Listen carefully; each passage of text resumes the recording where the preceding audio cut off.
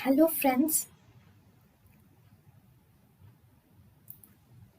welcome to Creative Medicine.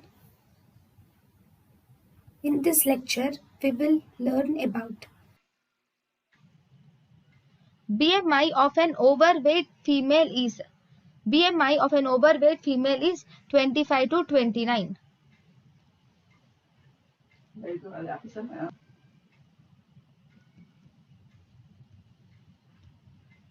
To diagnose uterine didelphys, the procedure of choice is